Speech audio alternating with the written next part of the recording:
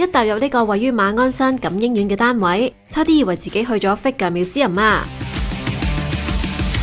本身業主咧喺度住開嘅，咁我上嚟第一日咧間屋見到就真係好多 figure，但係就周圍擺到有啲混亂咯。咁業主就要求我做一樣嘢先，將佢全部展示晒出嚟，跟住擺得好，同埋周圍都可以望到佢嘅。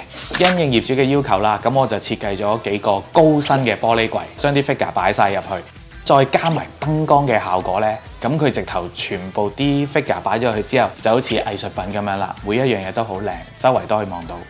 呢個單位原本係有3間睡房嘅，設計師同業主傾過之後，發現2間睡房已經足夠，所以就將客廳旁邊嘅一間梗房改造成開放式嘅多功能空間。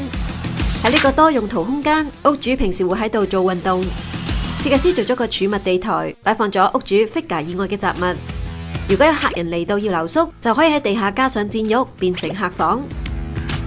偏廳呢度呢，我係用咗一隻藍色嘅岩板石嘅，成個客飯廳出嚟呢，就可以會有一種輕嘅日本 feel 之餘，亦都有 cyber 嘅感覺。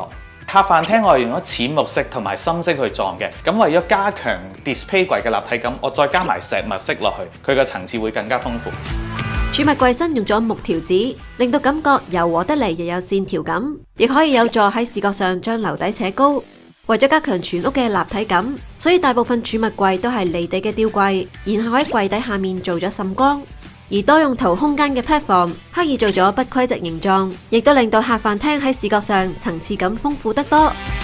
屋主除咗 figure 之外咧，其實係好多雜物嘅，咁佢想可以好多收納嘅地方擺到嘢，又唔想有壓迫感嘅感覺咯。喺房間方面咧，我全部規劃嗰啲間隔嘅，咁就偷咗一個儲物室出嚟，所有大型嘅電器啊，同埋啲雜物都可以擺晒入呢個儲物室裏邊啦。而家主人房嘅用色同埋感覺會比之前典雅咗，有化妝台連書台，當然唔可以少得放公仔嘅地方啦。呢邊牆身有大衣櫃，床尾亦都有大櫃。至於仔仔房，用色以淺木色配襯淺灰色，營造簡約舒適嘅日系感覺。除咗書架，當然要有展示心愛 figure 嘅 display 架啦。為咗增加儲物空間，而家2間睡房之間其實係用咗間牆櫃做分隔。主人房嗰邊放咗電視機，而仔仔房呢邊呢，就係呢個床尾嘅大衣櫃。廚房用咗淺木色為主，營造咗日系嘅感覺。而家廚房兩邊都有工作台面，呢邊更加係上下都有儲物櫃，可以擺放大型嘅廚具同埋雜物。設計師仲喺廚房入邊間出咗一間洗衣房，天花仲做咗晾衫嘅吧。